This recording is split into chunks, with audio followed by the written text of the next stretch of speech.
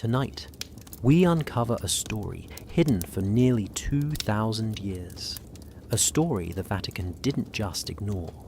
They suppressed it, buried it, and in some cases tried to erase it from memory entirely. The teachings of Jesus that you thought you knew were only part of the truth. There was a secret stream of knowledge, a hidden gospel, whispered among disciples, preserved in texts the church deemed dangerous, too revealing, too powerful. These teachings spoke of inner awakening, of the divine spark within every human, and of truths that challenged the authority of priests, councils, and kings. Those who sought to share them were silenced, their names erased, their works buried beneath centuries of doctrine and dogma. Tonight, we follow the trail of hidden manuscripts, forbidden knowledge, and secret paths that point to a Jesus who was more than a savior, a teacher who offered a key to unlocking the deepest mysteries of the soul. And as we journey through these hidden truths, we will ask the questions no one else dares to answer. Before we dive in, take a moment to like the video and subscribe, because the story you are about to hear has been waiting in silence for far too long. Imagine a world where everything you thought you knew about Jesus was only half the story. A world where the lessons he taught, the wisdom he shared, were far richer, far deeper, and far more dangerous than the Gospels in your Bible would ever let you see. In the first century, in the hills of Judea under Roman rule, Jesus did not simply walk among people to preach morality or promise salvation.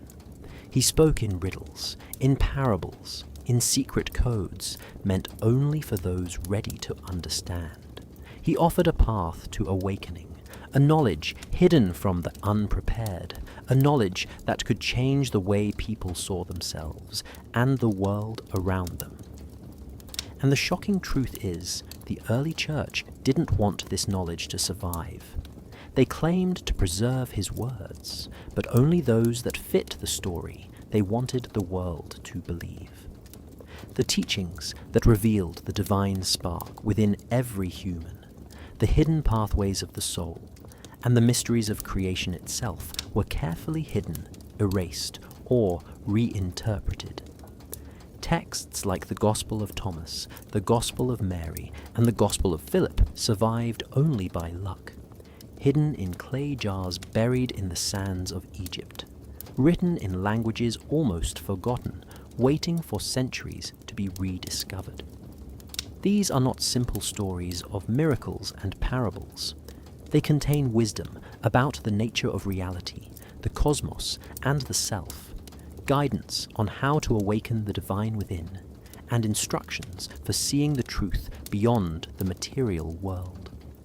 Imagine the church in the early centuries, wielding power not only over empires, but over knowledge itself, deciding what millions would be allowed to know and what must remain forbidden. They burned manuscripts, silenced teachers, and labeled entire schools of thought as heresy, not because they were wrong, but because they were too revealing.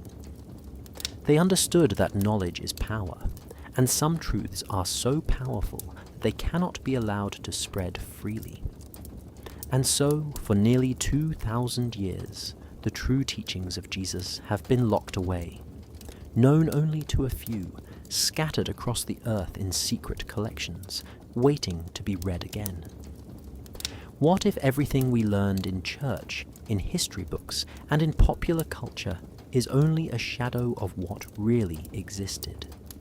What if the story of Jesus as a gentle savior was a cover for a man who offered the keys to inner awakening and cosmic understanding?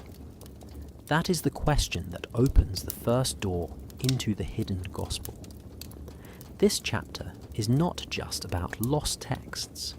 It is about uncovering a hidden vision of humanity, about seeing that we are far more than we have been taught to believe.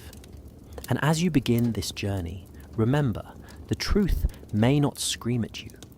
It whispers, It appears in fragments, in coded phrases, in the margins of texts written centuries ago. The hidden gospel is not lost. It is waiting for those willing to see beyond the surface, willing to ask questions, and willing to seek what has been deliberately kept from sight. This is where our journey begins, in the shadow of the teachings the Vatican rejected, in the echoes of a wisdom almost erased from history. The world that Jesus entered was far more complex than the quiet images of shepherds and small villages often suggest. First-century Judea was a land of tension, of occupied cities, and of empires stretching across continents. The Roman Empire ruled with armies and governors, but it could not control the thoughts of those who sought meaning beyond taxes and obedience. Within this landscape, Jewish mysticism thrived. Secret schools, small communities, and wandering teachers explored the mysteries of God, the soul, and the universe. Among these, the Essenes are the most famous, a sect living in isolation along the Dead Sea, copying scrolls, meditating, and preparing for spiritual revelation. They believed that the world was a reflection of a higher truth, that hidden wisdom could free the soul from the limitations of the material. Other currents flowed as well. Prophets travelled from town to town, philosophers debated law and destiny, and the air was thick with anticipation of something extraordinary, a shift that could change everything. Into this world came Jesus, not as a stranger, but as a student of its hidden currents. He absorbed the lessons whispered in the hills, the interpretations of Scripture, and the secret meanings of the sacred texts that most people never touched. He did not preach only to the crowds in the marketplaces. He taught privately to those who could understand, to those willing to see beyond the surface of laws and rituals. His words were carefully chosen, layered with symbolism, coded messages, and lessons that required insight to grasp. And yet, the Romans and the temple authorities, concerned with control and order, could not see what was happening. They saw only gatherings of people, followers who might disrupt the balance of power, but they could not comprehend the spiritual revolution quietly unfolding. Judea was also a place of immense cultural contact. Trade routes brought ideas from Egypt, Persia, and beyond. Stories of gods, celestial forces, and ancient wisdom travelled silently alongside goods. Mystery religions, astrology, and philosophical schools shaped how people thought about life and death. Jesus absorbed this, integrating these hidden currents into his teachings, connecting them to the Jewish tradition in ways that made them even more powerful. And so, before the cross, before the public ministry that would be recorded in the canonical Gospels, Jesus moved in a world of secret knowledge, mystical practices, and the interplay of political power and spiritual insight. His teachings were not born in isolation, but in conversation with centuries of hidden wisdom and the tumult of occupied lands. Understanding this world is crucial, because it shows that what the Church later framed as simple parables or miracles were part of a far larger, richer tapestry. The first-century world was not passive or backward. It was alive with ideas, waiting for a voice to illuminate what had been hidden. That voice belonged to Jesus, and it is in the shadows of this world before the cross that the true story of his secret teachings begins. Long before the Bible took its final shape, there were writings that carried Jesus' teachings in ways almost unrecognizable today. These were the Gnostic texts, hidden manuscripts, and secret gospels that presented a vision of Jesus far different from the one most people know. Among them, the Gospel of Thomas is perhaps the most famous, a collection of sayings attributed to Jesus, each a riddle, a puzzle, meant to awaken the mind rather than provide a simple story. The words are direct yet mysterious, urging the reader to look inward, to discover the kingdom not in distant lands, but within themselves. The Gospel of Mary offers another perspective, revealing Mary Magdalene as a central disciple, a bearer of knowledge, and a guide for the other followers. It challenges the later narrative that diminished her role, showing that the path to awakening was open to both men and women alike, that spiritual insight was not bound by gender. Then there is the Gospel of Philip, a text that speaks of hidden mysteries, secret unions, and the deeper meaning behind rituals, emphasizing the transformation of the soul over obedience to doctrine. These Gospels weren't meant for the public or the unprepared. They were dangerous, for they revealed that the divine was not something external, but a spark within each human being, a light that could be kindled, a truth that could liberate. When the early church began to consolidate power in the 2nd and 3rd centuries, these texts were seen as threats. They were labeled heretical, hidden, burned, or buried, often surviving only by accident. Clay jars in the deserts of Egypt, discovered centuries later, preserved the fragile pages, offering glimpses into a world of secret wisdom. And what is remarkable is how radical these writings are. They do not ask for blind faith. They do not demand unquestioning obedience. Instead, they encourage questioning, reflection, and personal awakening. They describe a world where Jesus is not only a teacher, but a revealer of the inner path, a guide to understanding life, death, and the cosmos. These texts hint at truths the canonical Gospels conceal. They speak of multiple heavens, of a divine spark trapped in matter, of the importance of knowledge for salvation. They show a Jesus who values insight over ritual, awakening over sacrifice. To read these Gospels is to see a very different 1st century Christianity, one that thrived in secret, one that the authorities feared. And it is in the shadows of these lost writings that we begin to understand that what was rejected by the Church was not false, but powerful, transformative knowledge. Knowledge that could challenge authority. Knowledge that could shift the understanding of the human soul and its place in the universe. The lost Gospels survived, waiting to be rediscovered, waiting for the moment when someone would read their words and begin to question everything they had been told about Jesus, about God, and about the hidden path to awakening.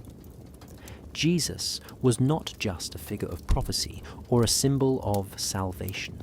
He was a teacher, a guide into the hidden realms of understanding, a master of secrets that the world had almost forgotten.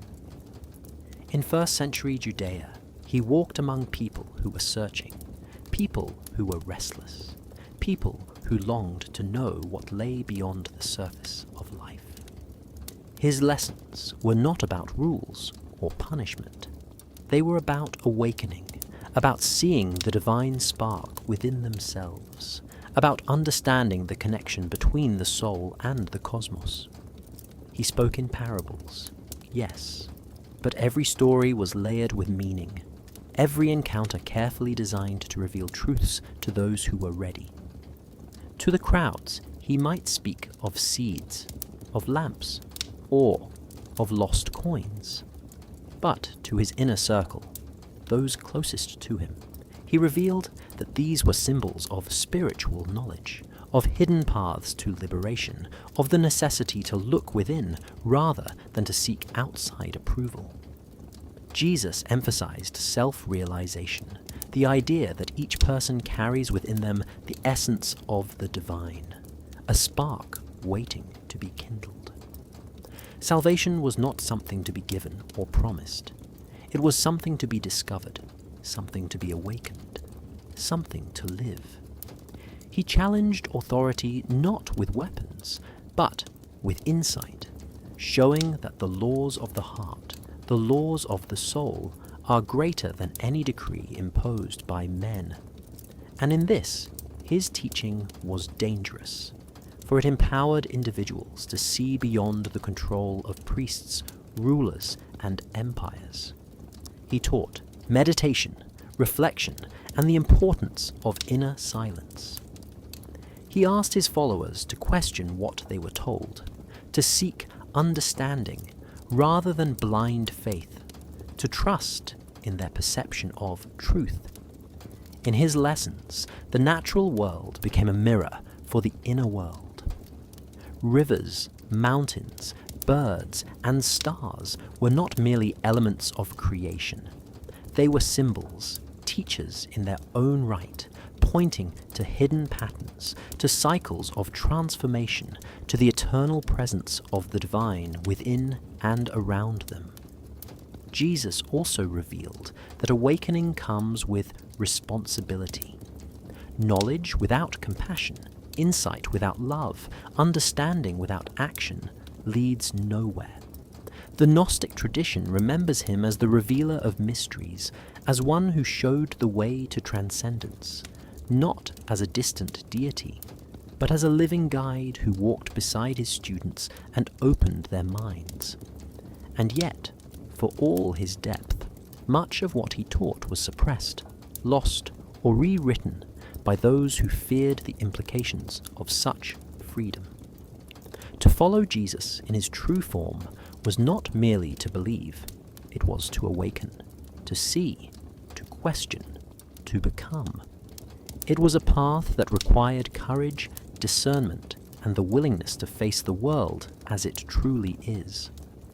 This is why his teachings were dangerous, radical, and ultimately hidden from the majority. To see Jesus as a mystical teacher is to understand that the story of his life is more than miracles and sermons. It is an invitation to awaken, to discover the spark within, to journey into knowledge that has been carefully veiled, to glimpse the truth that the Church would later choose to obscure. Jesus did not reveal all of his teachings to everyone.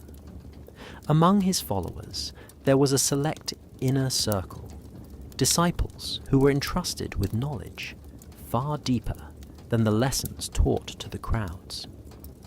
These were the ones who saw beyond the surface, who were ready to understand the mysteries of the soul, the nature of the divine, and the hidden workings of the universe. They walked with him quietly, observing, listening, and learning the symbols, the metaphors, and the codes embedded in every parable. In public, Jesus spoke simply, telling stories about seeds, lamps, and lost sheep. To the inner circle, each story unfolded layers of meaning, revealing the secret paths to awakening, the keys to seeing the divine spark within, and the way to navigate the unseen realms of reality. These disciples were not chosen for status, wealth, or birthright. They were chosen for their capacity to understand, to question, and to carry knowledge responsibly. Peter, often seen as the spokesperson of the group, received guidance on leadership and spiritual discernment. Mary Magdalene was entrusted with wisdom about the feminine aspect of divinity and the inner mysteries of consciousness. John and Thomas were taught to perceive truth beyond appearances, to read the hidden messages within creation itself. Their training was subtle and often silent. They were taught to meditate, to observe the patterns in nature, to recognize the illusions of the material world, and to awaken to the eternal light within themselves. This knowledge was dangerous, not because it could harm people physically, but because it could free them from control, from blind obedience, and from fear. Those who held the secrets could no longer be manipulated by authority or tradition. The inner circle understood that awakening was both a gift and a responsibility. They were entrusted with preserving teachings that could not be spoken openly, for the political and religious powers of the time were not ready for such revelations. The Roman Empire enforced laws and loyalty, and the temple authorities guarded orthodoxy with their own strict rules. Any hint of forbidden knowledge could lead to persecution, arrest, or death. Yet Jesus taught that truth could not be entirely hidden. It would survive, carried silently by those who understood. These secret circles became the keepers of hidden wisdom, guardians of knowledge that was too powerful to be revealed indiscriminately. They recorded what they could, memorized what could not be written, and passed it to those ready to receive it. And so, long before the Gospels of the New Testament were compiled, these disciples walked a delicate path, balancing the need for secrecy with the urgency to preserve the teachings of Jesus. Their work ensured that the essence of his wisdom survived through centuries, even when the public record was altered, suppressed, or destroyed. To understand the true teachings of Jesus, we must look beyond the stories told to the masses and listen to the whispers of those secret circles, for within them lies the knowledge that the Vatican would later choose to reject, the wisdom that opens the door to awakening and self-realization. Jesus spoke in stories that sounded simple, but held secrets beneath the surface. To the crowds, his parables were tales about seeds, lamps, lost sheep, and hidden treasures. They could listen and nod, thinking they understood the lesson. But to those prepared to see, each story was a coded message, a symbol of deeper spiritual truths. He used metaphors to hide wisdom from those who were not ready, to protect knowledge that could change how people saw themselves and the world. A seed, for example, was not just a plant, but a symbol of the soul, capable of growth, transformation, and awakening. The lamp was not just light, but a metaphor for the spark of the divine within each human being. Lost sheep were not only animals, but represented the pieces of the self that had wandered into ignorance, waiting to be guided back to awareness. In the inner circles, Jesus would explain that the kingdom he spoke of was not a physical place, but a state of consciousness, a way of perceiving reality that revealed the hidden layers of life. Symbols were everywhere in his teachings. Water, bread, wine, and even stones carried meaning beyond the ordinary. To the uninitiated, they were elements of daily life. To the seeker, they were keys to understanding the flow of spirit, the cycles of growth, and the paths to inner awakening. His language was deliberate. He used repetition, paradox, and contradiction to push students to think, to question, to perceive beyond what appeared obvious. One moment he spoke of seeing the kingdom within. The next, he said to leave everything behind. It was not confusing. It was a test, a way to separate those who followed blindly from those who truly sought understanding. The parables also concealed warnings. They hinted at the dangers of misunderstanding, of clinging to the material world, and of following false authority without insight. Those who listened with care could detect layers of meaning in every gesture, every phrase, every story. In a society ruled by Roman law and religious orthodoxy, such teaching was radical. It was dangerous because it offered freedom, knowledge, and empowerment that could not be controlled. Yet Jesus trusted that some could receive it. The coded language protected the wisdom from being misused, misinterpreted, or suppressed. It created a hidden channel of communication between the teacher and those ready to awaken. Symbols and parables were the bridge between the seen and unseen, the ordinary and the extraordinary, the human and the divine. They were the method through which Jesus transmitted the core of his secret teachings, ensuring that the truths of awakening could survive even when powers of control sought to silence them. Understanding these symbols is the first step in reclaiming what was hidden. To decode the stories, one must look beyond the surface, listen for the subtle echoes of knowledge, and recognize that every word, every gesture, every pause carries meaning. This is how the teachings of Jesus endure, quietly waiting for those willing to see, willing to ask, and willing to awaken to the hidden light he offered. Gnosticism presents a vision of the world very different from what most people learn in church. It begins with the idea of dualism, that reality is divided into two realms, one of light and spirit, the other of darkness and matter. The material world is not perfect. It is a reflection of something flawed, a creation that traps the divine spark inside each human soul. This spark is our connection to the higher reality, the source of truth and awakening. But it is often buried beneath illusion, distraction, and ignorance. According to Gnostic teachings, the creator of the material world is not the ultimate God, but a false creator called the Demiurge. He is responsible for the flawed structure of reality, for keeping souls trapped, and for creating systems that mislead people into believing that material existence is all there is. Liberation, then, is not about following rituals or obeying authority.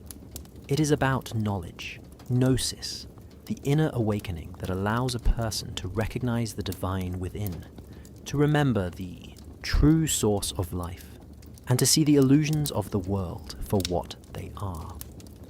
Gnostics believed that Jesus came to awaken this divine spark, to teach humanity that salvation is not a gift from the outside, but a discovery from within.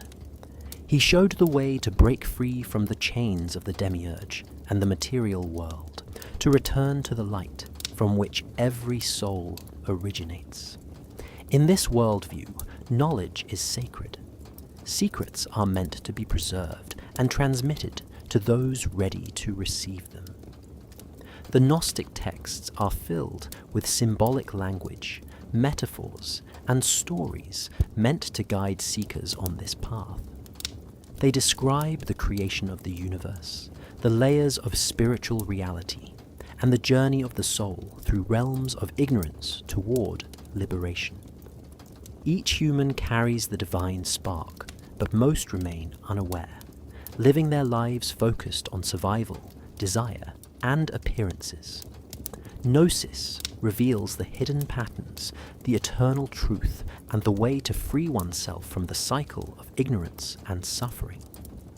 It is a philosophy of inner empowerment, a map for awakening, and a challenge to any authority that claims to control salvation. The Gnostic worldview was considered dangerous by the early church because it shifted power from institutions to the individual, from priests to the seeker. It undermined the idea that salvation could only be mediated through dogma or ritual. The spark within each person is not given by the church, it is innate, eternal, and accessible to all who seek it. Understanding dualism, the role of the Demiurge, and the importance of Gnosis is essential to seeing how Gnostic teachings reframed the purpose of life. They are not about blind faith, but about insight, awakening, and freedom.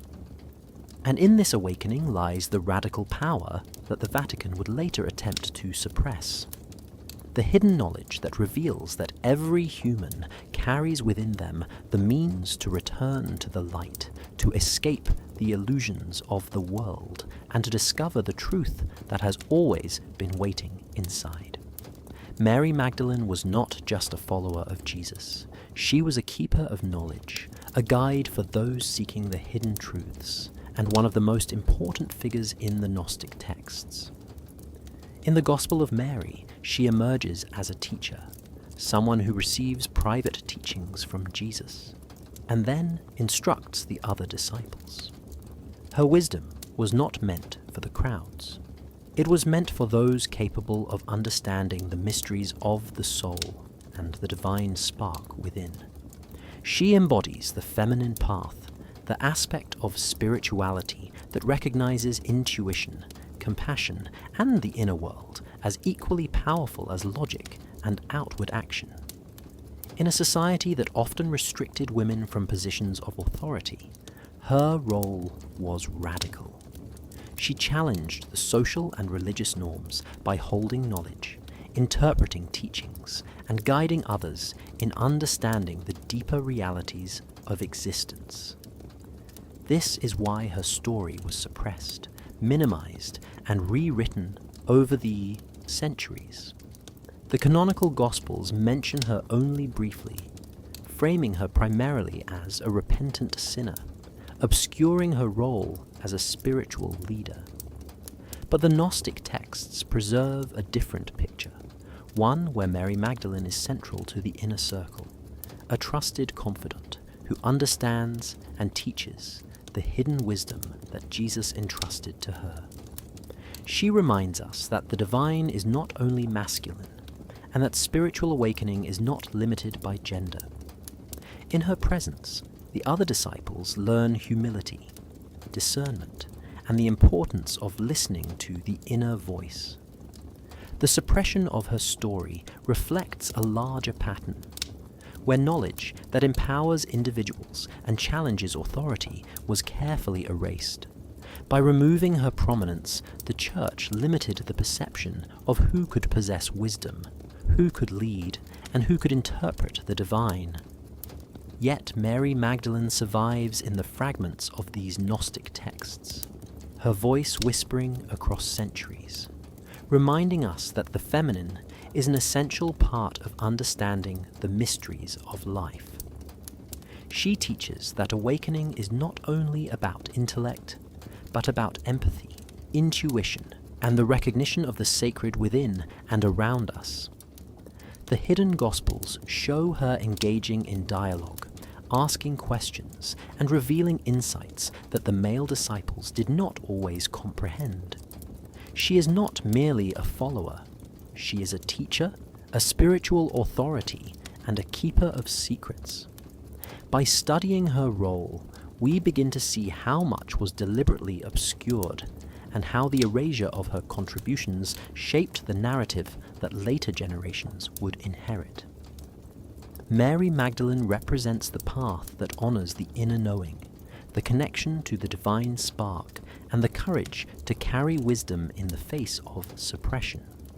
She reminds us that awakening is not a single path, but a balance of energies, a journey that includes the feminine, the intuitive, and the unseen dimensions of reality. Her story encourages seekers today to look beyond what has been taught, to question, to explore, and to honor the wisdom that has always existed alongside the official narratives, quietly waiting for those willing to see and understand. In the first centuries after Jesus, Christianity was not a single unified movement. It was a network of communities, each interpreting his teachings in their own way, each holding pieces of the truth as they understood it. Among these groups, one of the most significant divides was between the Gnostic followers and the proto-Orthodox communities. The Gnostics preserved the secret teachings, focusing on inner knowledge, awakening, and the divine spark within each person.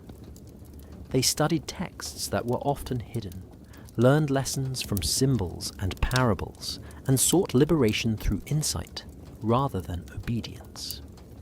The proto-Orthodox, on the other hand, emphasized faith, ritual, and adherence to emerging doctrines that would later form the foundation of the Catholic Church. These early splits were not only theological but also social and political. Communities competed for influence, for legitimacy, and for the ability to define what it meant to follow Jesus.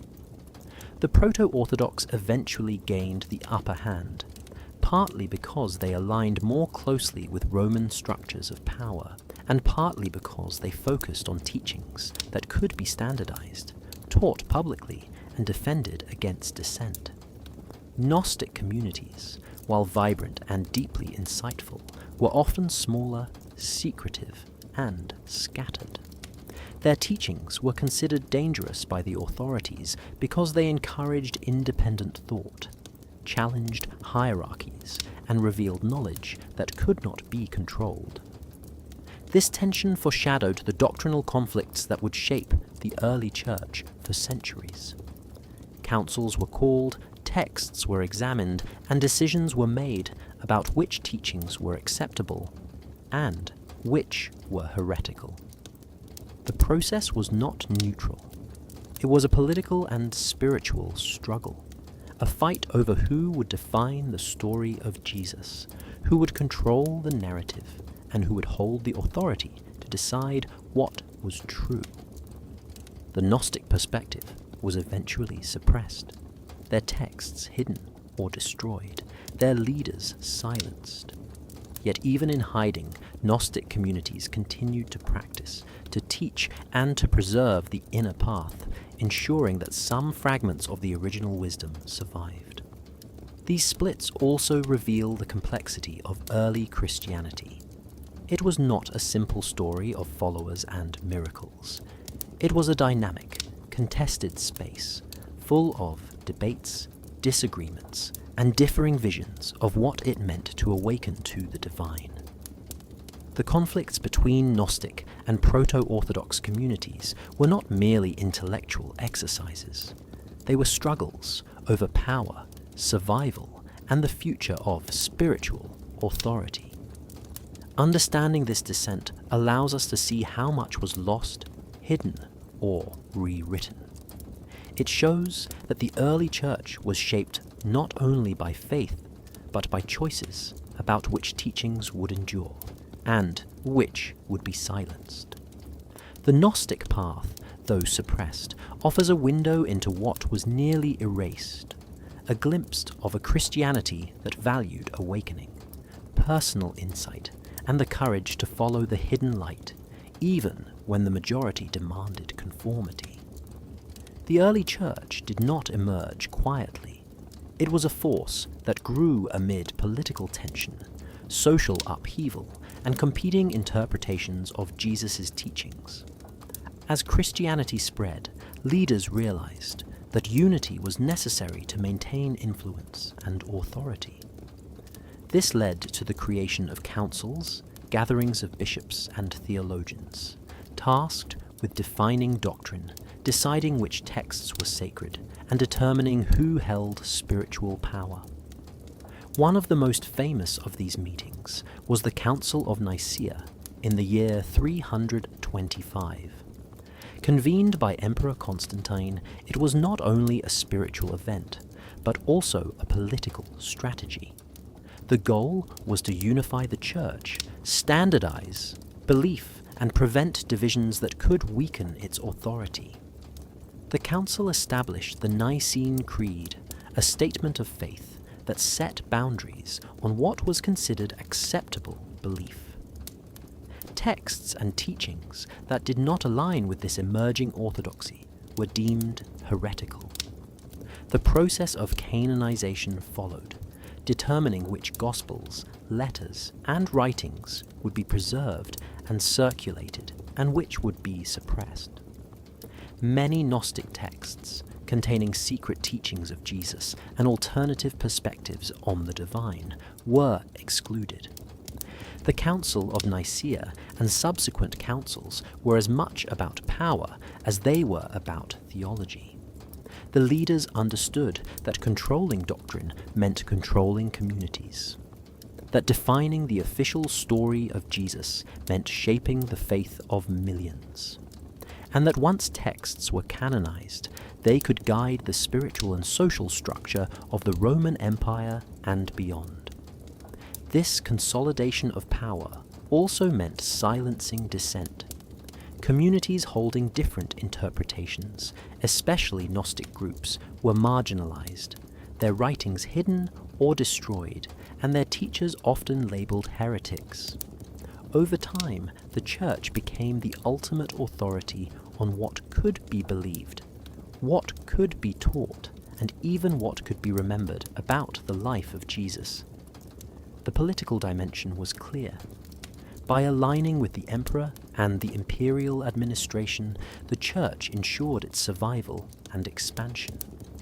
Bishops gained authority not only in spiritual matters, but also in social and political arenas, influencing laws, education, and public life. This consolidation also shaped the flow of knowledge. By choosing which texts were canonical, the Church determined which teachings would be studied, copied, and preserved. Knowledge that threatened the central authority or encouraged independent spiritual awakening was suppressed. The councils created a framework in which power, faith, and memory were intertwined. The decisions made in these rooms echoed across centuries, determining what millions would know and what they would never learn. Understanding the councils of power is crucial to understanding why so much of Jesus' teachings were hidden, why Gnostic texts disappeared, and why the Church became both a spiritual authority and a gatekeeper of knowledge. The legacy of these councils is still felt today. The canonized texts shape not only religion, but culture, history, and the collective perception of what Christianity was meant to be. And beneath the official story lies a shadow history, the record of knowledge, teachings, and voices deliberately excluded to consolidate power and define the faith on terms chosen by the few who held the councils of power. The early Church did not simply ignore Gnostic writings. It acted decisively to reject, suppress, and destroy them. These texts contained teachings that were considered too dangerous, too radical, and too empowering for the average follower. The Gospel of Thomas, the Gospel of Mary, the Gospel of Philip, and countless other manuscripts offered insights into Jesus' secret teachings, emphasizing personal awakening, the divine spark within, and liberation through knowledge. The Church could not allow these ideas to spread, for they challenged the emerging hierarchy, the authority of bishops, and the control over doctrine. Gnostic texts suggested that salvation was not granted by priests, rituals, or obedience to laws, but discovered through inner insight. They proposed that each person carries within them the spark of the divine, a piece of God that cannot be mediated or controlled. Such ideas threatened the very foundation of church power, which relied on authority, obedience, and centralized control of spiritual knowledge. The rejection was systematic. Councils like Nicaea in the year 325 and subsequent meetings defined orthodoxy and identified heresies. Any writing that deviated from the official teachings of the Church was labeled dangerous. Copies were seized, burned, or hidden, and those who preserved them risked persecution or death. The Church sought not only to protect its authority, but also to control memory. By removing Gnostic texts from circulation, it shaped what generations would know about Jesus, focusing on narratives that reinforced obedience, faith, and the necessity of the Church as the intermediary between humanity and God. Gnostic teachers and communities were marginalized. Their leaders were silenced, exiled, or executed. manuscripts disappeared into secret collections or were buried and lost for centuries. The Vatican, as it rose to power, became the central repository of approved knowledge, while the Gnostic tradition survived only in hidden corners, waiting to be rediscovered. The reasons for exclusion were clear. The Church could not risk followers understanding that they held the key to their own awakening.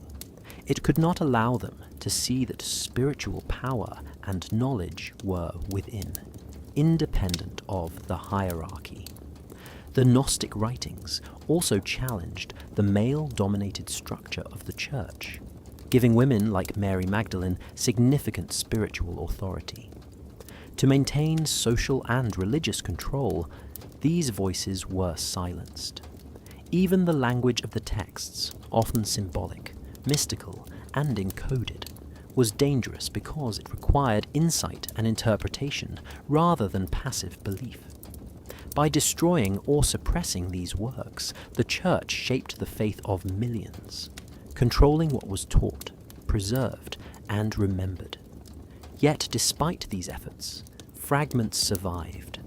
Buried jars in Egypt, hidden scrolls, and clandestine copies ensured that some of the wisdom endured. These remnants reveal a Christianity that was not uniform, a path of awakening that was nearly erased, but never entirely extinguished. The Vatican's rejection of Gnostic writings was not merely a theological decision. It was an exercise in control, a way to define authority, preserve hierarchy, and ensure that the story of Jesus would be told in a way that served the Church's interests. Understanding this rejection allows us to see the hidden history of spiritual knowledge, the teachings that were nearly lost, and the power of wisdom that cannot be completely silenced. Hidden for centuries, ancient manuscripts have surfaced in surprising places, revealing fragments of knowledge that the early Church tried to erase. The discovery of the Nag Hammadi Library in 1945 in Upper Egypt stunned scholars and spiritual seekers alike. Buried in clay jars and preserved by the desert sands, the codices contained texts that were Gnostic in nature, writings that offered a different perspective on Jesus, the divine, and the path to awakening. Among these manuscripts were the Gospel of Thomas, the Gospel of Philip, and other treatises that spoke of the divine spark within, the journey of the soul, and teachings that challenged the official Church narrative. These texts show that from the earliest years, there was a stream of Christianity focused not on ritual or hierarchy, but on personal insight and inner knowledge. The Dead Sea Scrolls, discovered between 1947 and 1956 near Qumran, added another layer to our understanding of the hidden spiritual currents of the time. Although not all directly Christian, these scrolls revealed the practices, beliefs, and writings of sects like the Essenes, groups that valued secrecy, meditation, and preservation of sacred knowledge. Their existence helps us see the environment in which Jesus and his followers lived, a world rich with mystical thought, hidden wisdom, and an emphasis on awakening. Other hidden manuscripts have been found in monasteries, caves, and private collections across Europe and the Middle East. Many were copied in secret by monks who understood the danger of preserving texts that the Church considered heretical. These scrolls contain insights into cosmology, the nature of the soul, and ethical teachings that were deliberately omitted from the canonical Gospels. Each discovery raises new questions about what has been lost and what was intentionally hidden. The content of these codices shows a Christianity that was diverse, complex, and deeply mystical. They reveal teachers, both male and female, who were entrusted with esoteric knowledge, disciples who carried the teachings in secret, and communities that sought to maintain the original path of awakening despite suppression. The survival of these manuscripts is remarkable, given the systematic efforts to destroy them. Clay, parchment, and ink have endured the centuries, and in some cases, entire texts were copied again and again by those who believed that truth could not be allowed to vanish. These discoveries challenge the conventional story of early Christianity, showing that the Church's version of history was not complete, and that significant knowledge was deliberately removed from circulation. The codices and scrolls are windows into a hidden past, providing glimpses of teachings that were once powerful enough to threaten the authority of the emerging Vatican. They allow modern readers to reconstruct a picture of a faith that emphasized self-realization, understanding, and the awakening of the divine spark within. Studying them, we realize that history was shaped not only by what was preserved, but by what was suppressed, and that even in secrecy, knowledge has a way of surviving. These manuscripts are proof that much of the wisdom of the first centuries was deliberately hidden, yet never entirely lost, waiting for those who are willing to seek, to question, and to uncover the teachings that were almost erased from memory. In the centuries after Jesus, knowledge was more than wisdom. It was power, the ability to shape minds, control behavior, and influence entire societies. The early church understood this better than anyone. By controlling what people could read, hear, and believe, they controlled not only faith, but also thought, morality, and social order. The Gnostic texts, with their emphasis on awakening, self-realization, and personal insight, posed a direct threat to this control. If individuals understood that the divine spark existed within themselves, they would no longer need intermediaries to tell them what was true or how to live. They could awaken, think for themselves, and see through the illusions of authority.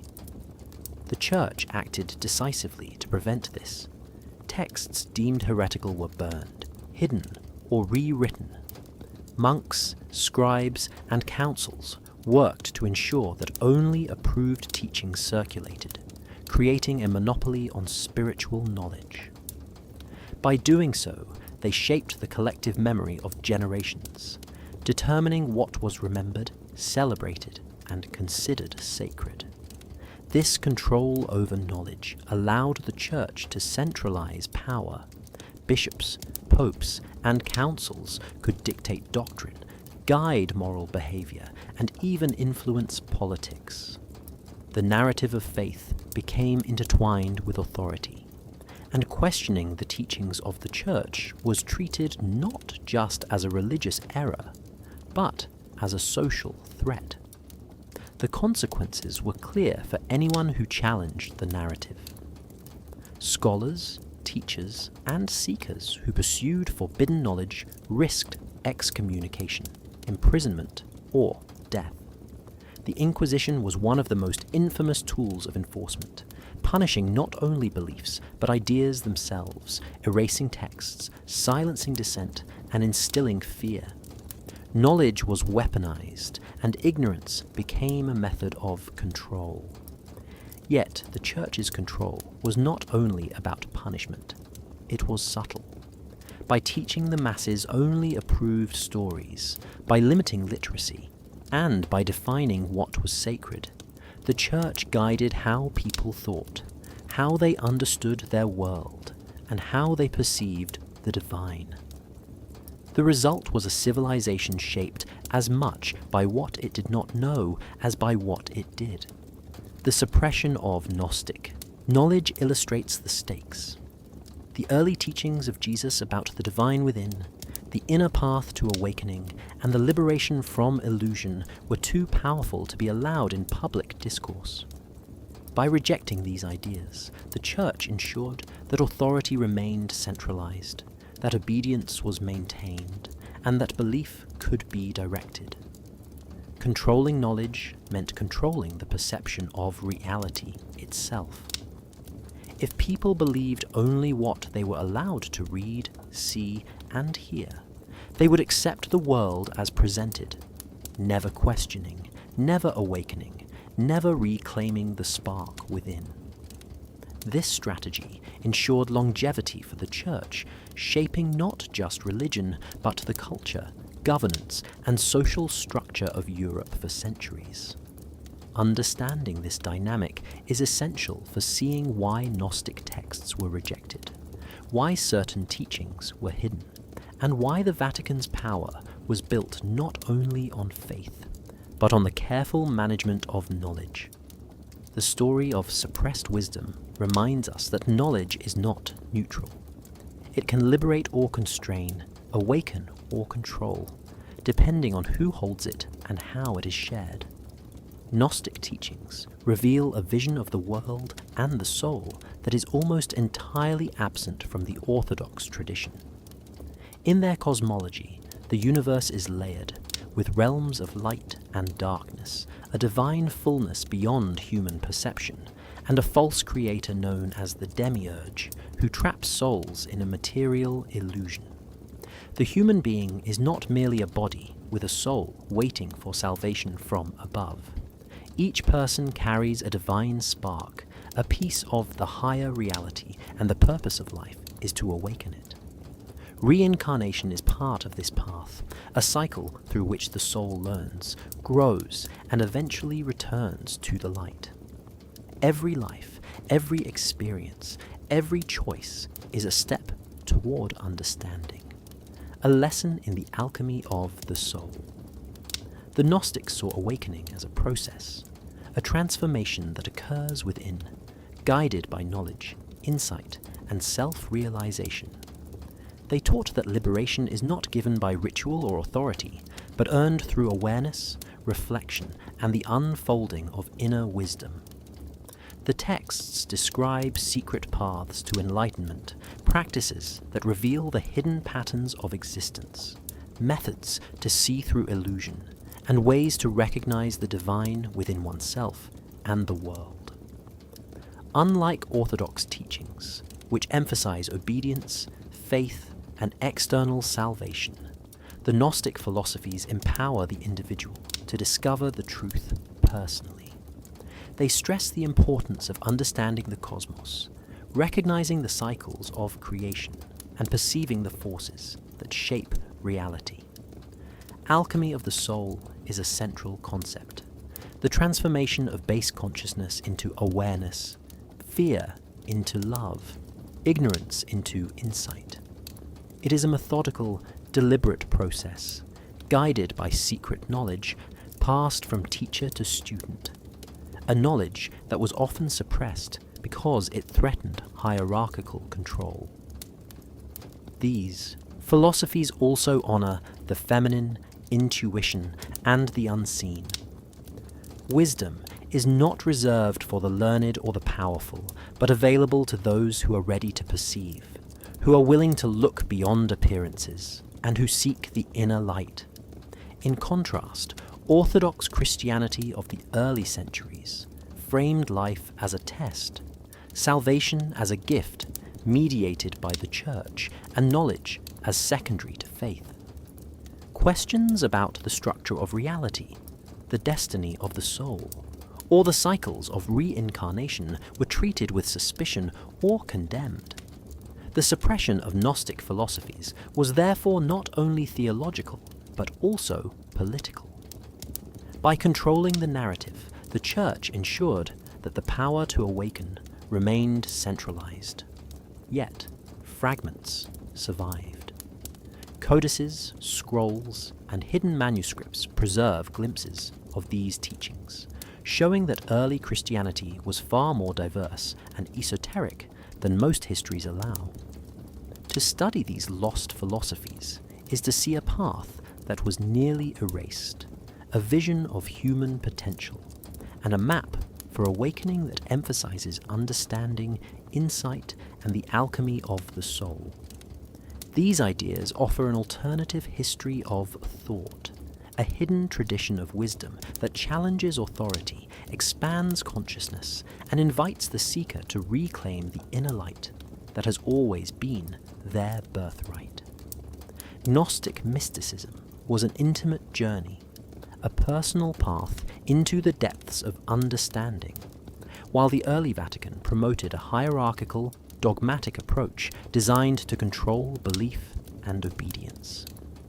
In the Gnostic tradition, the seeker explores the inner world, cultivates awareness, and discovers the divine spark within.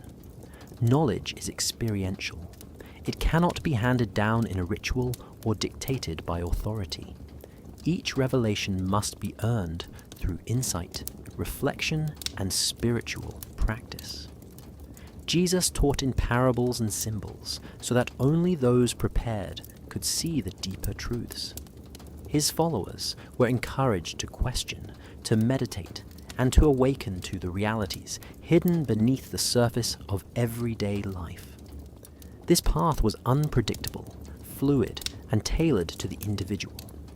No two seekers experienced it the same way, and the journey itself was considered sacred. The Vatican, on the other hand, prioritized uniformity. From the 3rd century onward, church leaders focused on defining orthodoxy, establishing canon, and enforcing doctrine through councils, decrees, and later mechanisms like the Inquisition. Dogma was central. Belief was measured by conformity to the teachings approved by bishops and popes. Questions were discouraged. Inquiry was dangerous. Control over knowledge meant control over the minds of followers, and deviation was met with suppression. The contrast is striking. Where Gnosticism encouraged inner exploration, the Church demanded outward compliance. Where the mystical path emphasized awakening through experience, the dogmatic path emphasized faith through authority. The mystical seeker could engage directly with the divine, learning through symbols, meditations, and insights that revealed the hidden structure of the universe and the cycles of the soul. The dogmatic follower was taught a linear narrative: sin, salvation, heaven, and hell, mediated by priests and reinforced through ritual. This distinction explains why the Church rejected Gnostic texts. They offered a form of empowerment the hierarchy could not tolerate. If the faithful discovered the divine spark within themselves, they would no longer rely on priests to dictate belief. Mysticism threatened centralized power by giving agency to the individual. Over time, the Gnostic path was pushed to the shadows. Its teachers were marginalized, its texts hidden, and its communities isolated. Yet, even in secrecy, the mystical tradition survived, carried forward in hidden manuscripts, secret circles, and oral teachings. Comparing these approaches also reveals a philosophical difference. Mysticism values understanding, insight, and personal experience. Dogma values control, repetition, and obedience. Mysticism is liberating. Dogma is binding. The tension between these two paths shaped the early history of Christianity and determined what teachings would endure. Understanding this contrast allows us to see why much of Jesus' deeper wisdom was concealed, why the inner path was nearly erased, and why modern readers must look beyond official texts to rediscover the transformative teachings that the Vatican once sought to suppress. The story of mysticism versus dogma is the story of knowledge, power, and the human capacity to awaken even when authorities attempt to dictate belief. Gnostic teachings reveal a truth that is both simple and revolutionary. Divinity is not somewhere distant or reserved for the few. It resides within every human being, a spark of the higher reality waiting to be awakened. This idea challenges the notion that salvation or enlightenment must come from priests, rituals, or external authority. According to Gnostic thought, Each person carries the seed of the divine, and the purpose of life is to discover it, nurture it, and let it shine. Awakening is not something granted from outside. It is something realized from within, through insight, reflection, and understanding. Jesus' teachings emphasize this inner spark. He spoke in parables, symbols, and secret sayings to guide those ready to perceive the truth. He revealed that the kingdom is not a distant place, but a state of consciousness, accessible to anyone willing to see, to question, and to awaken. The divine spark is subtle. It is hidden beneath layers of fear, ignorance, and conditioning. Most people live unaware of it, focused on survival, appearances, and obedience. The Gnostic path is about uncovering this light, recognizing its presence, and aligning with its guidance. Liberation comes from understanding, not following. Knowledge is sacred, for it reveals the hidden patterns of life, the structure of the soul, and the connection between the individual and the higher reality. The Gnostics taught that external authority, no matter how powerful, cannot awaken the spark within. A priest, a pope, or a ritual cannot grant insight. True awakening requires the seeker to engage with the inner world, to meditate, to reflect, and to discern. This teaching was considered dangerous by the early church. If people believed that divinity resided within themselves, they would no longer rely solely on clergy to interpret scripture, dispense grace, or define morality. The hierarchy's control over belief and knowledge depended on the perception that salvation could only be mediated through them. The Gnostic emphasis on the inner spark disrupted this control. The idea that every human carries a piece of the divine empowers the individual, diminishes reliance on institutions, and opens a path to personal liberation. Ancient texts preserved in Nag Hammadi and other hidden libraries describe practices to awaken the spark, instructions to see beyond illusion, and guidance to navigate the inner realms. They reveal a path that is both personal and universal, available to anyone willing to seek, learn, and awaken. To understand the divine spark within is to see that enlightenment is not a gift to be received from above, but a realization that must be earned and experienced. It reframes the entire purpose of life, shifting the focus from obedience to understanding, from dependence to autonomy, from fear to insight. The Gnostic path reminds us that the highest truth is not controlled by institutions, and the ultimate freedom comes from discovering the divine within oneself, awakening the spark that has always been present, and stepping into the light that cannot be taken away. The miracles of Jesus have long been told as astonishing physical events. Water turned into wine, blind eyes opened, the dead raised, and storms calmed at a word. But Gnostic teachings suggest a different interpretation. These miracles were not simply acts performed for awe or proof. They were symbols, lessons in spiritual transformation, coded messages about the awakening of the soul, and the hidden powers accessible to those who followed the inner path. Water, for instance, is not only a liquid, but a symbol of consciousness. Transforming water into wine represents the alchemy of the soul, turning ordinary awareness into awakened perception. Healing the blind is not only physical restoration, but an invitation to see beyond appearances, to recognize the divine spark within oneself, and to perceive the truth obscured by ignorance. Feeding the multitudes is not merely about food. It is about the sharing of insight, the multiplication of knowledge, and the understanding that spiritual nourishment is limitless when the mind and heart are open. The canonical Gospels present these events as literal, creating a story that emphasizes faith in external authority rather than internal awakening. The Gnostic perspective reframes miracles as teaching tools, guiding followers toward understanding the hidden structure of reality, the cycles of life, and the path of self-realization. Even walking on water can be seen as a metaphor. It represents mastery over fear, mastery over the unstable currents of perception, and the ability to move through life with awareness and balance. The resurrection itself, perhaps the most profound miracle, is a symbol of awakening.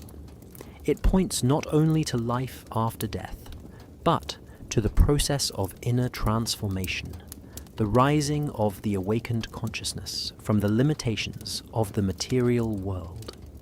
The Church, in its canonization of texts, simplified these stories, focusing on belief rather than understanding, faith rather than insight, and obedience rather than personal awakening. By representing miracles as literal events, the Orthodox narrative emphasized wonder, dependency, and the authority of Jesus as an external savior, while downplaying the Gnostic lesson that transformation begins within. The Gnostic approach invites seekers to look beyond the surface, to read the symbolic language of Jesus, and to understand that every miracle carries a hidden instruction for those ready to perceive it. These acts weren't performed to impress or to display power. They were demonstrations of what is possible when the divine spark within is awakened, when knowledge and insight guide action, and when understanding replaces fear and limitation.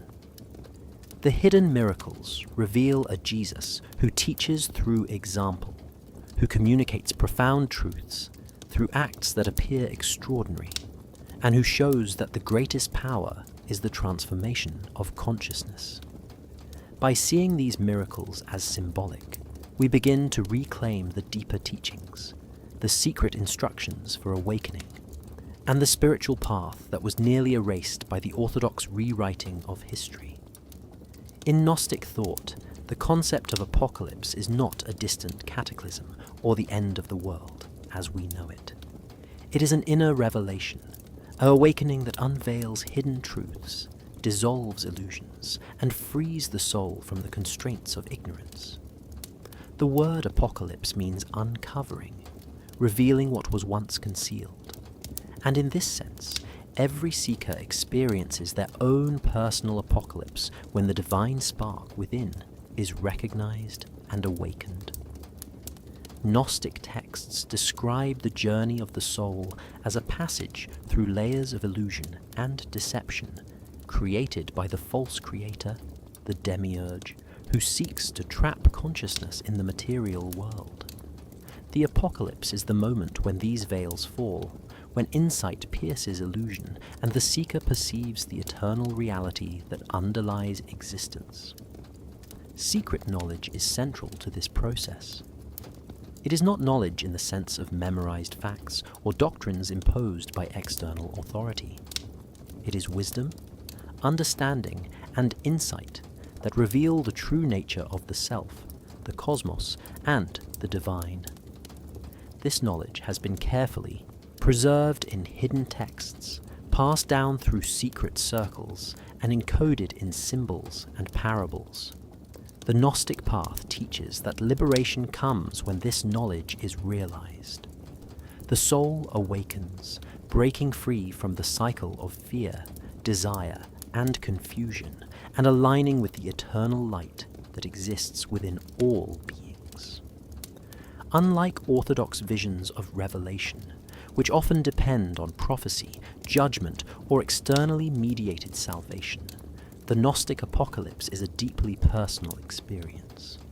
It is a transformation that occurs when the seeker turns inward, questions appearances, and recognizes the spark of divinity within. In this awakening, the world doesn't change outwardly. The material universe remains the same, but perception shifts entirely. The The seeker no longer identifies with limitations, illusions, or the control of external powers. They see through the structures that have bound humanity for centuries and recognize the freedom inherent in consciousness itself. The esoteric revelation of Gnosticism was considered dangerous by the early church because it empowered individuals, diminished dependence on hierarchy, and offered a path to understanding that could not be controlled. Those who underwent this inner apocalypse could no longer accept teachings blindly, follow rituals without comprehension, or submit unquestioningly to authority. Hidden in texts like the Apocryphon of John and the Gospel of Thomas are instructions, metaphors, and dialogues that guide the seeker toward this liberation, pointing the way through meditation, contemplation, and reflection. The Gnostic apocalypse is not a single moment, but a process, unfolding as the soul recognizes the false structures of reality, awakens to its divine essence, and aligns with truth. It is a liberation that no hierarchy can grant and no ritual can enforce. By understanding Apocalypse as inner revelation, we reclaim the radical message of Gnostic teachings, a message that invites humanity to awaken, to perceive, and to experience freedom, not as a distant promise, but as an inner reality accessible to all who seek it. The Last Supper was far more than a simple meal. It was a moment of profound instruction, a carefully arranged gathering in which Jesus shared teachings with those prepared to receive them. In the Gnostic texts, this event is described with layers of symbolism, each gesture and word carrying meanings meant for the inner circle of disciples. The bread and wine weren't merely ritual elements. They represented the body, the blood, and the divine spark within every human being. Each act, from breaking the bread to sharing the cup, conveyed lessons about life, consciousness, and the path toward awakening. Jesus spoke in codes, parables, and symbolic actions, teaching that true understanding does not come from external authority, but from recognizing the divine within oneself. Only those ready to perceive deeper truths could grasp the hidden wisdom embedded in this gathering. For them, the meal was an initiation, a passage into the mysteries of the soul, and a demonstration of how to navigate the illusions of the material world. The canonical Gospels focus on ritual, sacrifice, and obedience, presenting the Last Supper as a moment to commemorate the death of Jesus. The Gnostic perspective, however, illuminates the event as a model for inner transformation, emphasizing personal awakening over blind devotion. Every action performed by Jesus and his disciples carried significance, teaching about interconnectedness, spiritual alchemy, and the flow of life. The bread symbolizes not only sustenance, but the body as a vessel for the divine spark.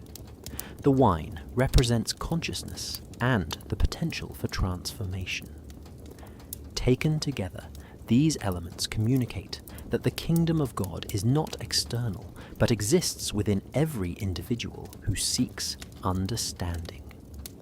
This symbolic approach encourages disciples to perceive reality beyond appearances and to cultivate insight, self-awareness, and spiritual discernment.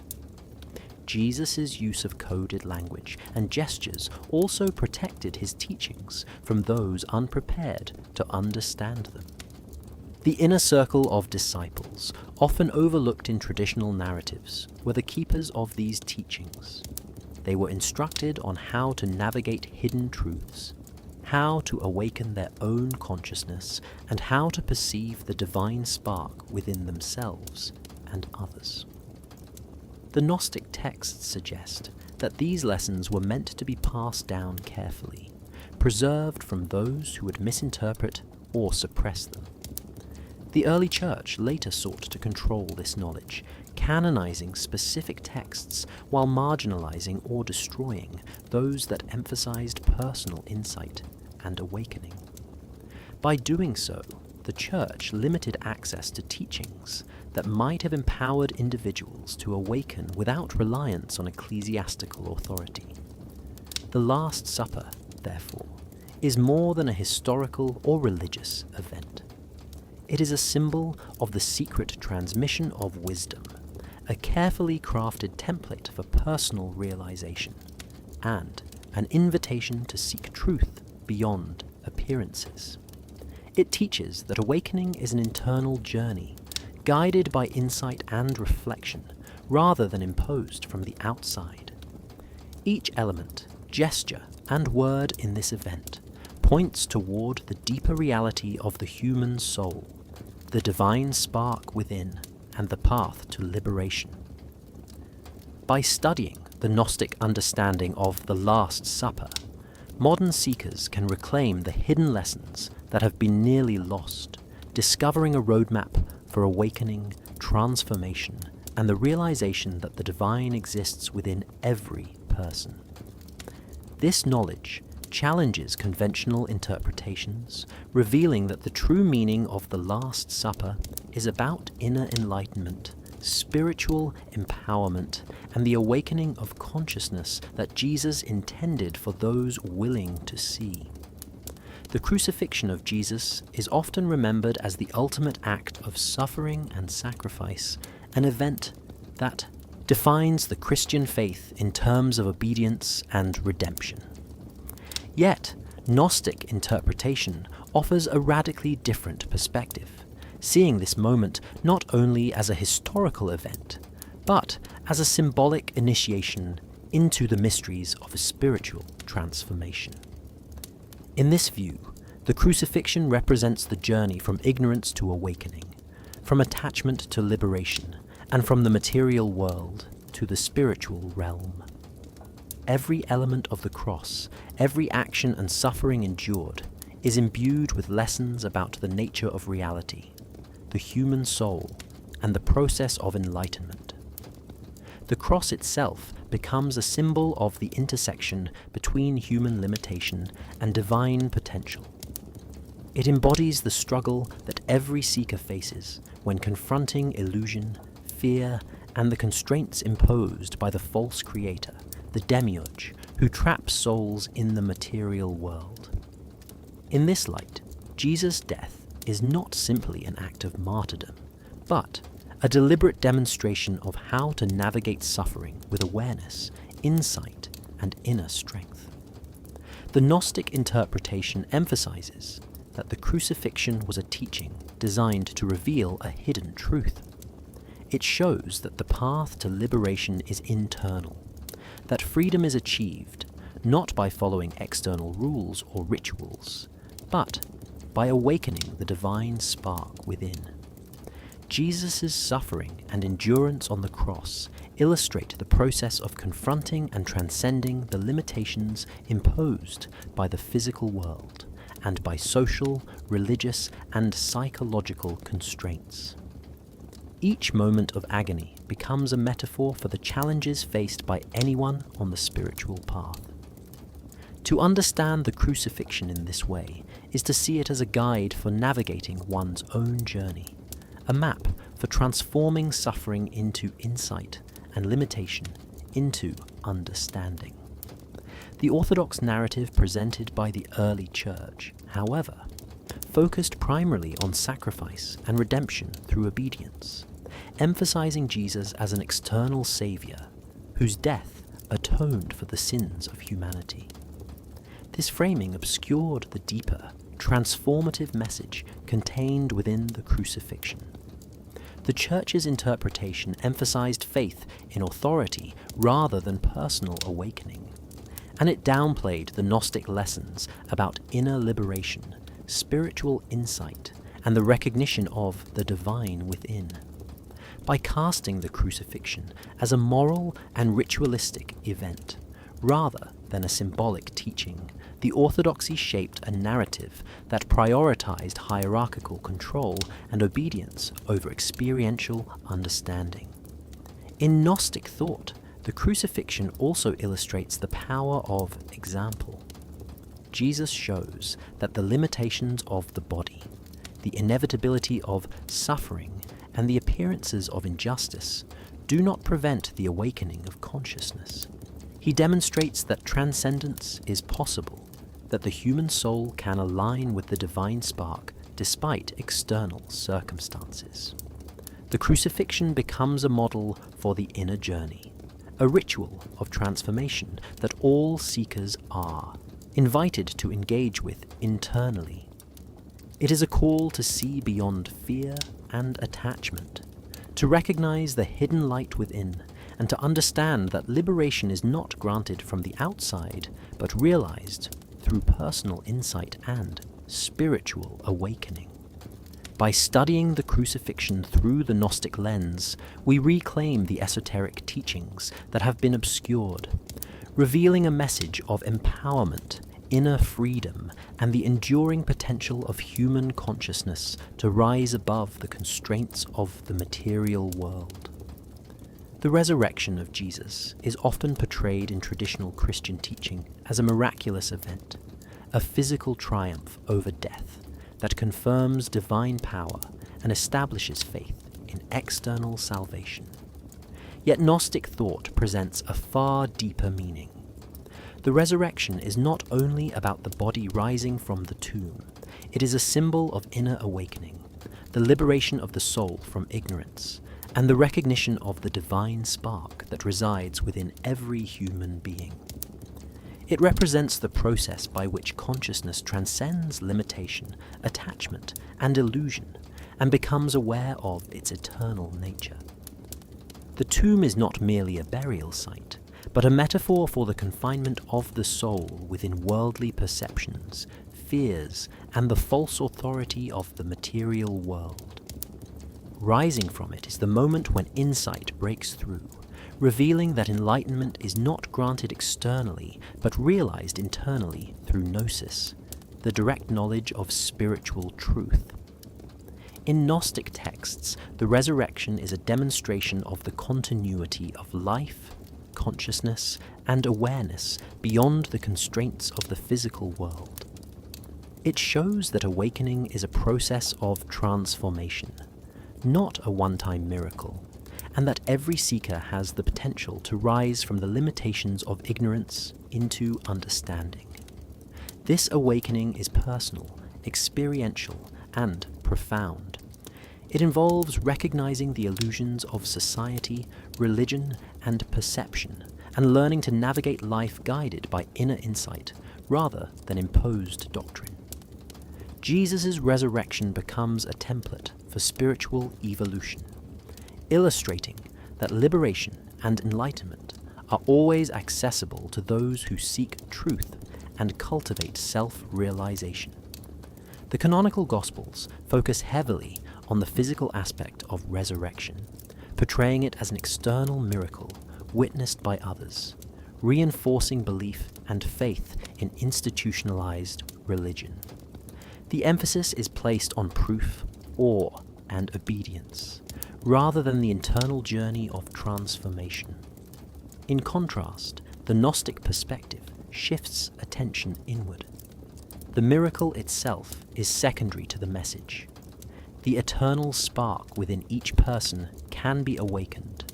Consciousness can rise beyond the illusions of the material world, and understanding can flourish independent of external authority.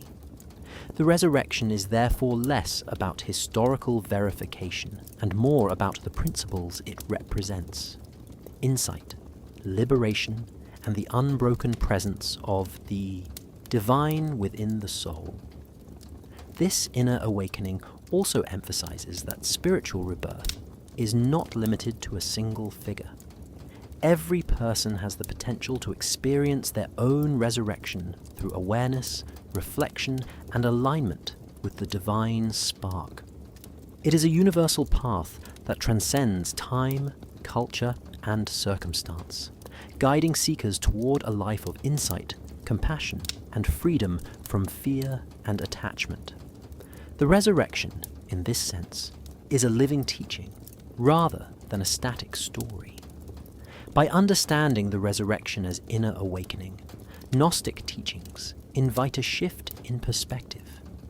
They show that the ultimate triumph is not the escape from physical death, but the rise of consciousness into truth, the recognition of divinity within, and the continual transformation of the self.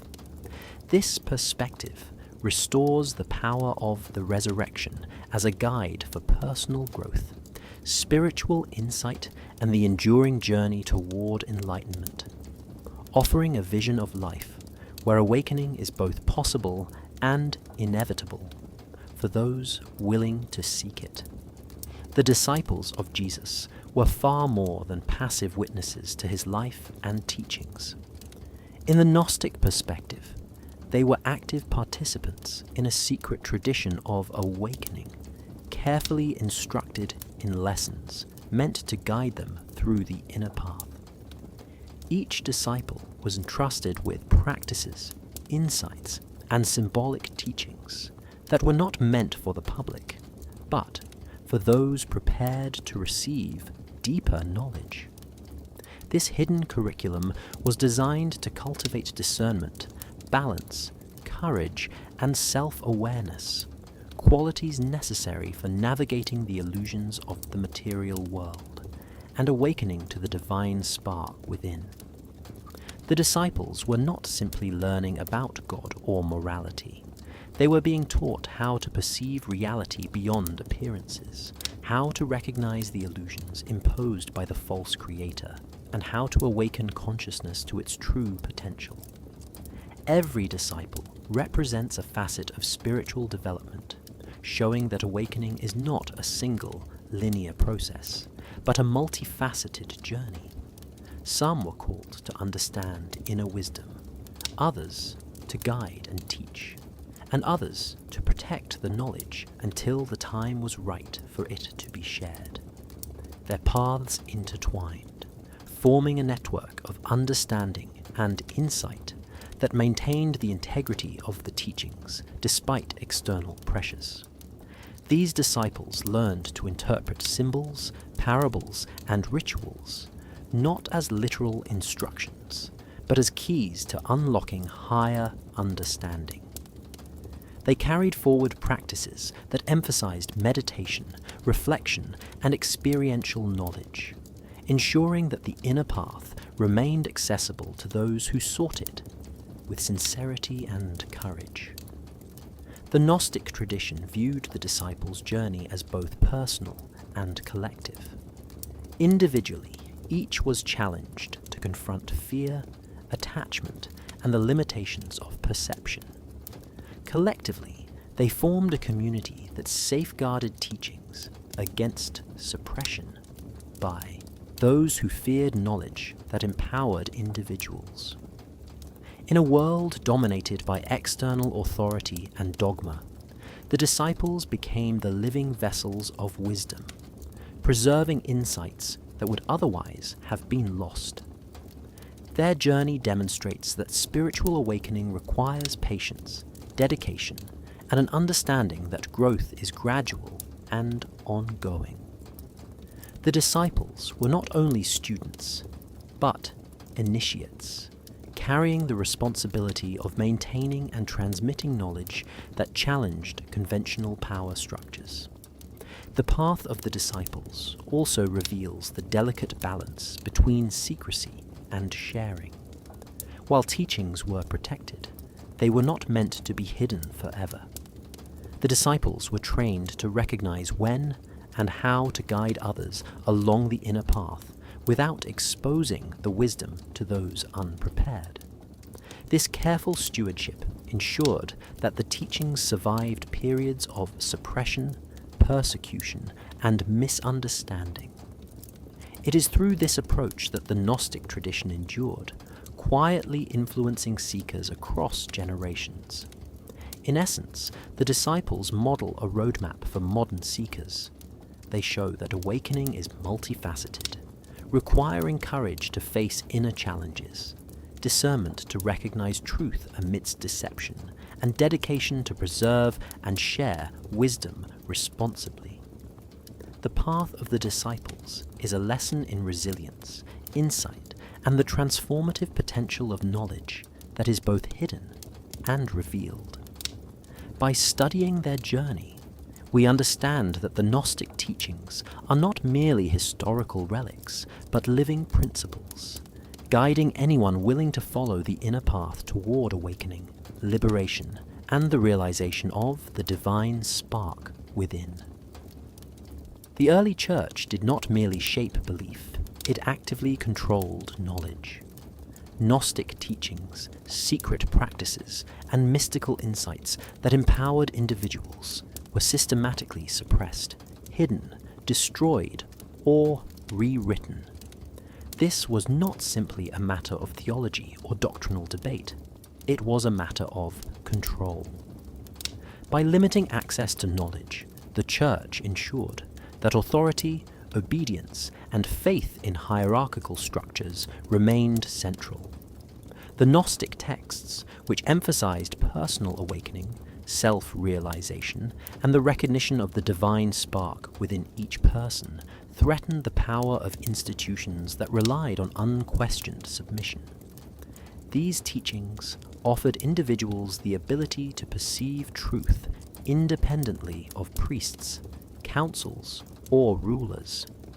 They promised liberation from imposed dogma and the false creator, revealing that divinity resided within and not outside of oneself. The suppression was extensive and deliberate. Manuscripts that contained Gnostic insights were burned, rewritten, or stored away in secrecy. Practices that encouraged personal spiritual awakening were prohibited.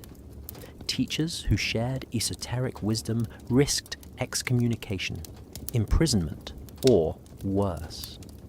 This systematic effort was designed to remove alternatives to the church's interpretation of Scripture and to centralize authority over both knowledge and belief. By controlling what could be read, taught, or practiced, the Church shaped the consciousness of generations, fostering dependence on external authority rather than inner discernment.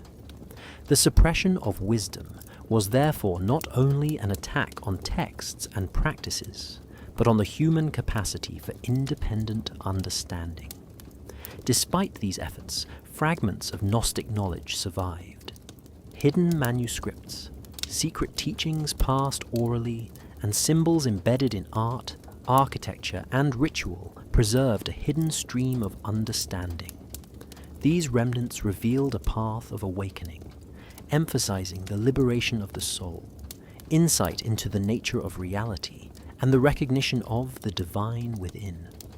Communities and individuals who carried these teachings quietly resisted the suppression, safeguarding practices and knowledge in ways that would endure across centuries.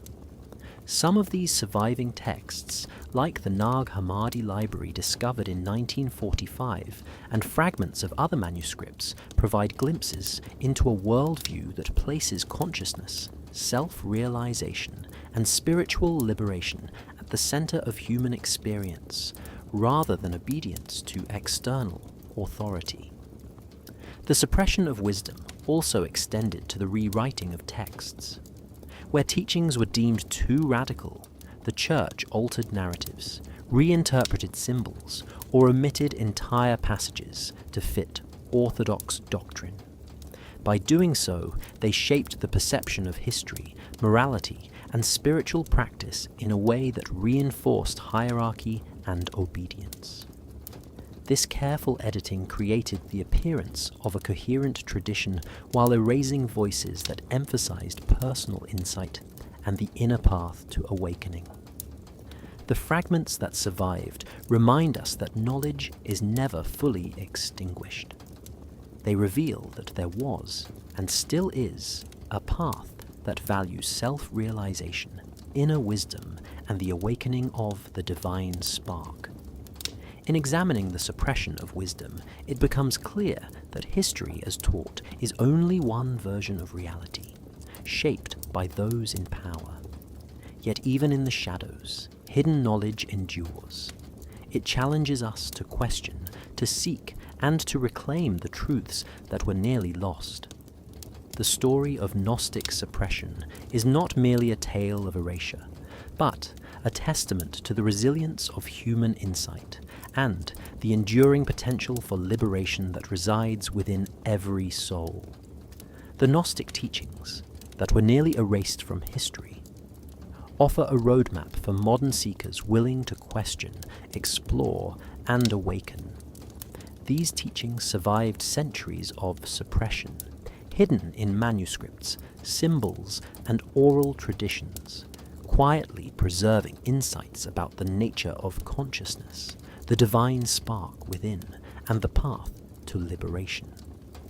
They remind us that true awakening does not come from external authority, institutions, or rigid doctrine, but through personal insight, gnosis, and direct experience of the divine within ourselves. By studying hidden texts, exploring esoteric symbols, and practicing the inner path, modern seekers can rediscover a tradition that places consciousness, self-realization, and spiritual freedom at the center of human life.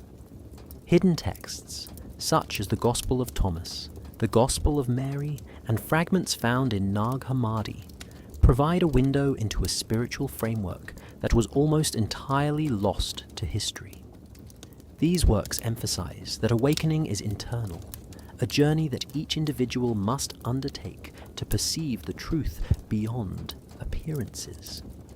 They reveal a philosophy that challenges orthodox narratives, exposing the ways in which institutionalized religion often redirected attention from personal insight to obedience and ritual. Rediscovering these teachings requires both curiosity and courage, a willingness to question accepted histories and explore truths that have been suppressed for centuries. In doing so, seekers reclaim a part of human history and consciousness that has been intentionally obscured, reconnecting with a lineage of knowledge focused on awakening and liberation.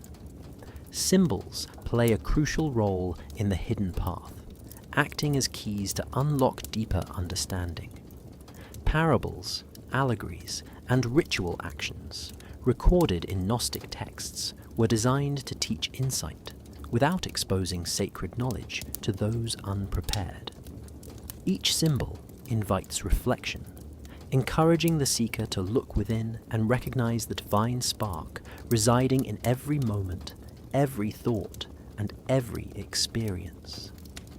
Rediscovery involves learning to read these symbols, to interpret them not literally, but as guides to personal transformation and spiritual awakening. By engaging with these symbolic teachings, individuals cultivate discernment, intuition, and awareness, reclaiming a form of knowledge that was nearly silenced by centuries of suppression. The inner path of Gnostic awakening is ultimately a journey of freedom. It teaches that external authority, whether religious, political, or cultural, cannot grant liberation. True freedom arises from understanding the self, awakening the divine spark, and living in alignment with insight and consciousness.